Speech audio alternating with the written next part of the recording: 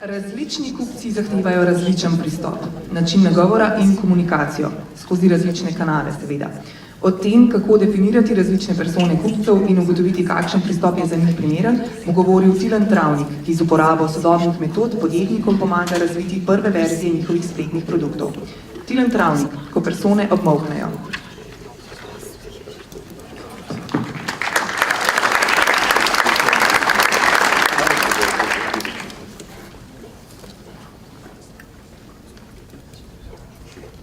Živo.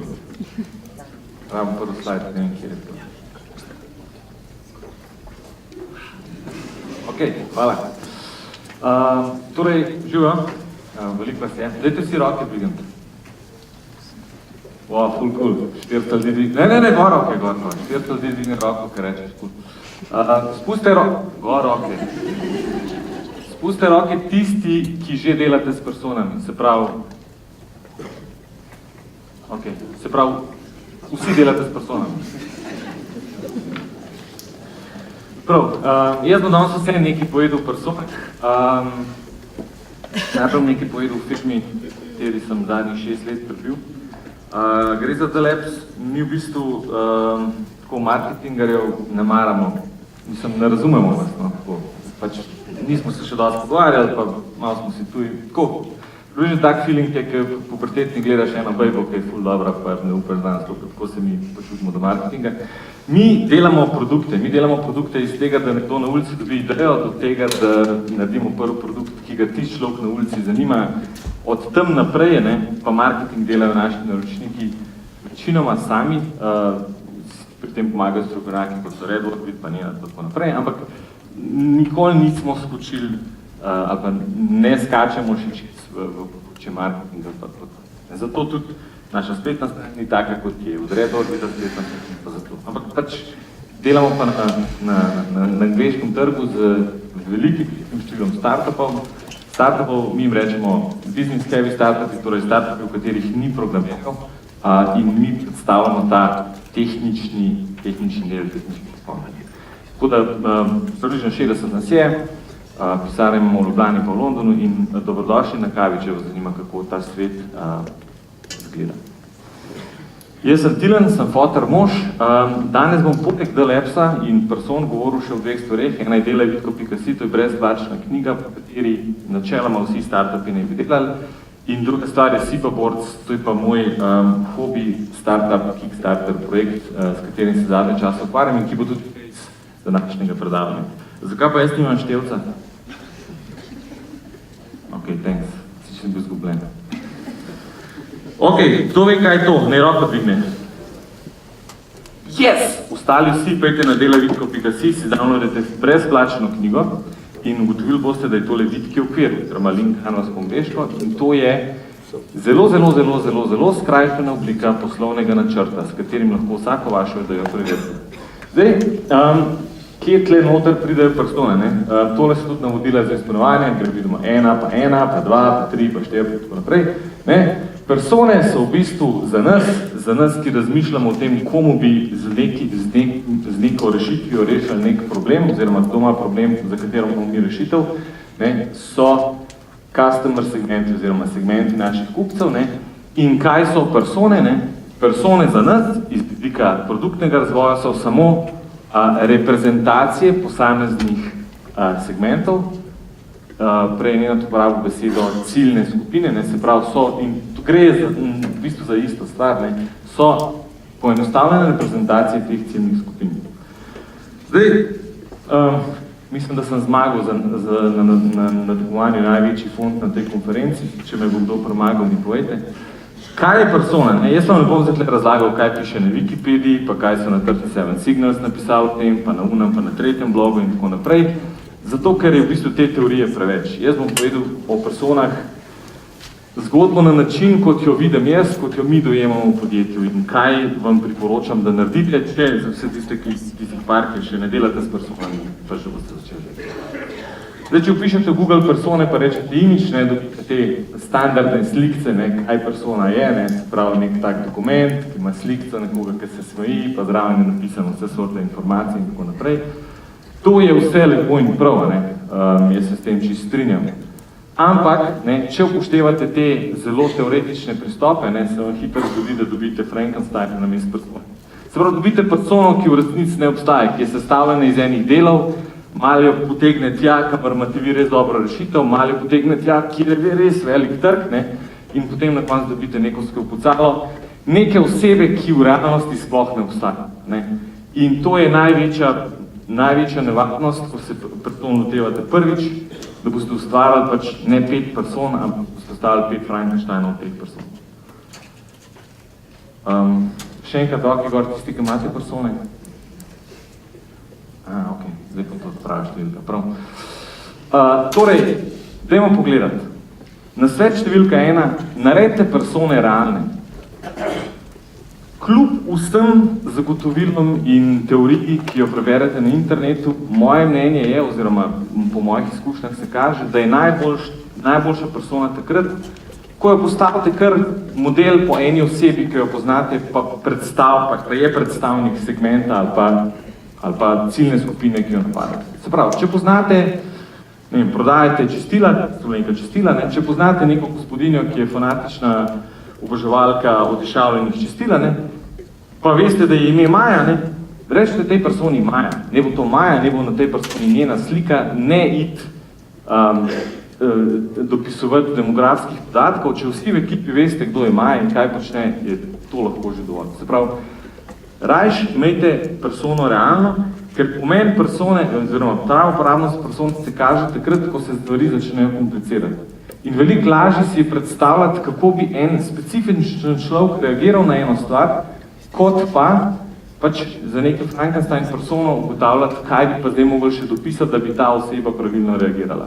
Prvič to, drugič pa še, če imate realno persono, je lahko ste tudi realno vprašati, kaj se misli. Druga stvar, narediti persone je res preprosto. Tle, če kdo rabi list papirja, so tle, ki so jih ful sprintali te spredi. Pa kuli rabite, pa je v bistvu lahko že tekom tega predavanja naredite. Rabite list papirja, gor narišete slikco in napišete ime, začnete razmišljati, pomembno je to, da začnete razmišljati o tej osebi. Druga stvar, ki je pa še pomembna, poleg tega, ki imate enkrat ime na papirju napisan, je pa to, da morajo vsi v vaši produktni ekipi, ali pa medijski ekipi, ali pa marketing ekipi, v marketingu delate po ekipah, to ne ima, to pa kdo je član marketinške ekipe? Mi roko dvigne. Kdo je pa single player marketing person v vaši firmi? Ok, no, vi si najdete ekipo. Skratka, vaša ekipa mora razumeti, o katerih personah govori. Ok, če persone naredite, pa jih klasificirate, pa date v mapco, pa spravite, pa rečete, persone so narejene, niste naredili nič. Vaša naloga mora biti, da te persone vsi v firmi razumejo, poznajo, se zavedajo njihovih potencialov in njihovih problemov. Tako da, če se vrnem nazaj na slajd, ker so lepi dokumenti, če porabite pol leta za to, da naredite lepe dokumente, pa jih pa niti na steno napeste, potem ste res stran vrh čas. Ok, pa grem na preprost primer. Sipa borc. Sipa borc je takle produkt, gre za samokljiv sup z električnim pogonom, ki je bil pa razvit brez person. Se pravi, ker so ga fantje tako hitro začeli razvijati, se niso sprašvali, oziroma se sem zraven nekaj časa, že se nismo vprašali nikoli, a pa imamo mi definirane persone. In kaj se je zgodilo, da pač nimamo jih. Rezultat je ta, da smo naredili preveč dober produkt. Kako je to možno, da ste naredili preveč dober produkt? Je preprosto, pač produkt smo šli prodajati potencialnim kupcem in njihov feedback je bil, da smo v ta produkt vložili čist preveč dobre materiale in čist preveč dobre komponente in da bo čist preveč drag, da bi ga oni kupili. In da itak noben noče toliko dobrih materialov in takih materialov v tem. Torej, če bi mi persono nastavili na začetku, potem bi verjetno ugotovili, pa sem pripričan, da bi ugotovili, ker moje izkušnje iz drugih podjetij, ki jim pomagamo na svet, kažejo, da ugotoviš dosti hitro, do kje se moraš še potruditi in kje si good enough, da pač prideš čez prag.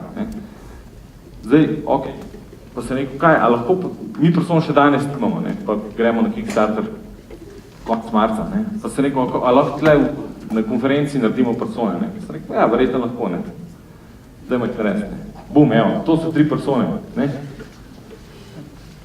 In to je vse, kar naš tim rabi vedeti o teh 3 personah. Na enem slajdu, ne, imamo Andraža, ki je športno zagnan foter, ne, imamo Nino, ki je mama, ki želi, da otrokom dogaja, pa imamo Tomasa, ki je tip, ki vsako leto kup 90 cukov, ker ima izposevalec. To so naši 3 segmenti, to so persone, to so 3, ki predstavljajo te persone. Ne? In ko bomo zdaj modificirali produkt, ali pa sporočila, ali pa nagovore, ali pa tako naprej, ne, bomo prosto rekli, ok, ko bi pa Andraž rekel, ja, za njega itak ni v redu, kaj bi Nina rekla, ja, za njo itak v redu, kaj bi Tomas rekel, ja, vse je predrugo.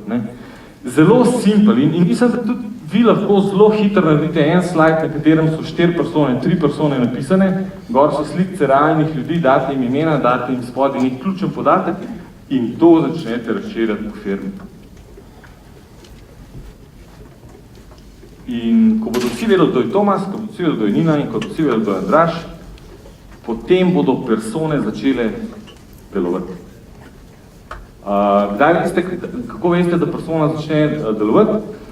Takrat, ko se v pogovoru o novih funkcionalnostih, novih načinih za predstavitev, začnejo člani vaše ekipe norčevati ali pa, ne norčevati, ali pa ko začnejo biti tako angažirani v debati okrog persone, da se v njo res uživijo. In to se včasih dejansko, sploh recimo, če si persono postavite kakšnega malo bolj zopornega naročnika, če ste v servis biznisu ali pa kakšnega malo večjega naročnika, če neke produkte prodajate, ne, dejansko se na razvojnih sestankih začne dogajati to, da ti ljudje v ekipi začnejo imitirati to persono, ko se pogovarjajo o njihovih problemih. Takrat veste, da je persona res ta prava in da res učinka. In že to je lahko dovolj. Še ena slika tega produkta. Razložim tle motor in ta motor vas 4 ure pelje po vodi, vi pa ne rabite pedlati. Ne gre, zakaj vse slikice stojijo? To lahko dovolj. No, če ste do zdaj viseli na telefonu, ker ste tweetali in ne vem kaj še vse, si zapomnite sam naslednji slajd.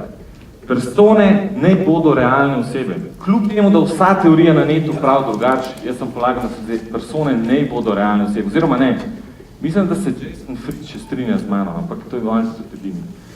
Persone ne bodo realne osebe in pomembno je, da jih vsi v ekipi poznajo. Se pravi, če nimate ekipe, ne jih poznajo v razvoju, ne jih poznajo v prodaji, ne jih poznajo v managementu. Vsi v podjetju ne poznajo persone. Evo, vprašanje, rekel sem, da bom kratek.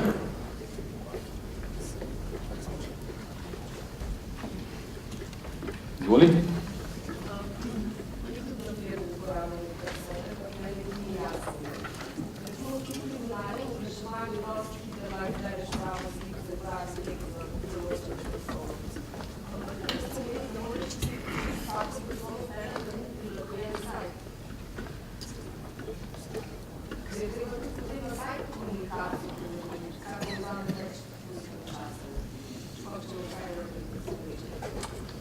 Ok,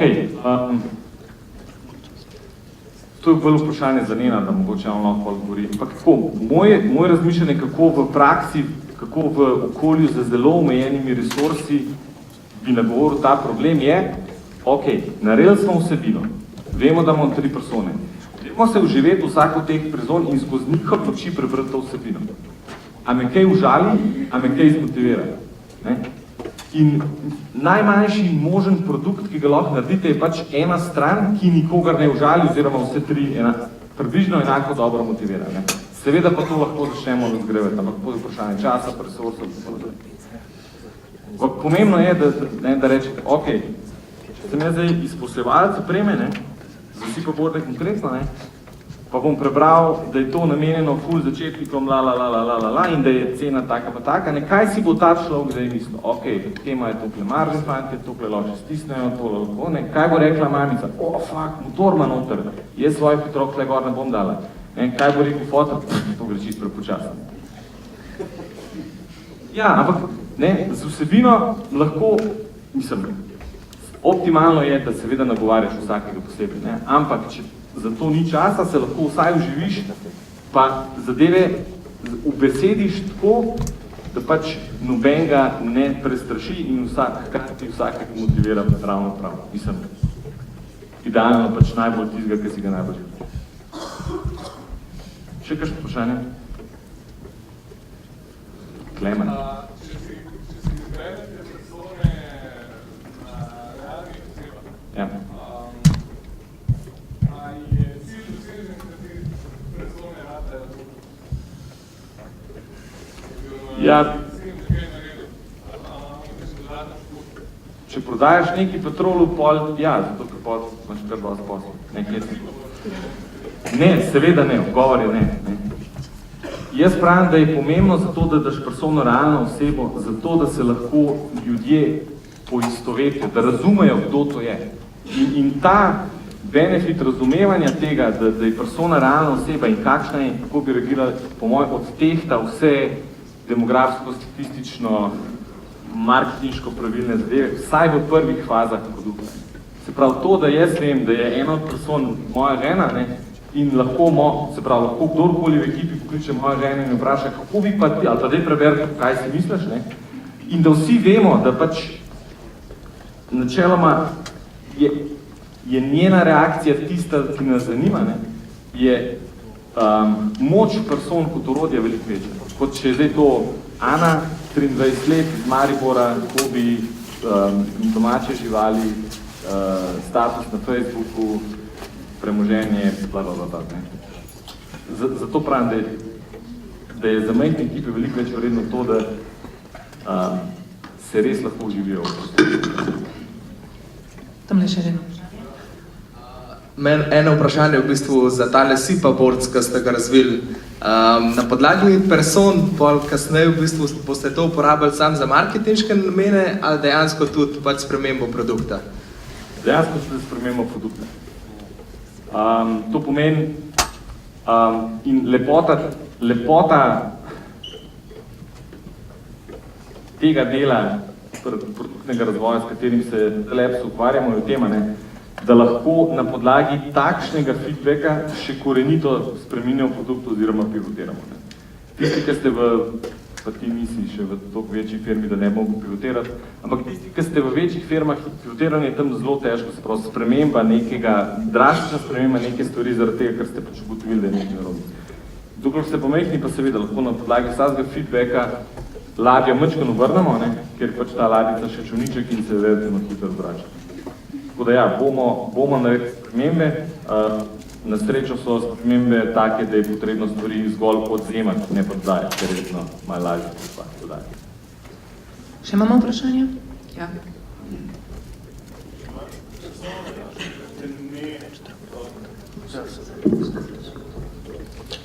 Zdaj si dal primer, ko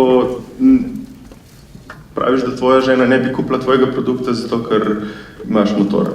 Zdaj, ti pa njo sprašuješ, kako narediti ta produkt boljši in če v končni fazi ona ne kupi tvojega produkta, a je to res prava persona, na podlagi katere si ti želiš pivotirati tvoj produkt?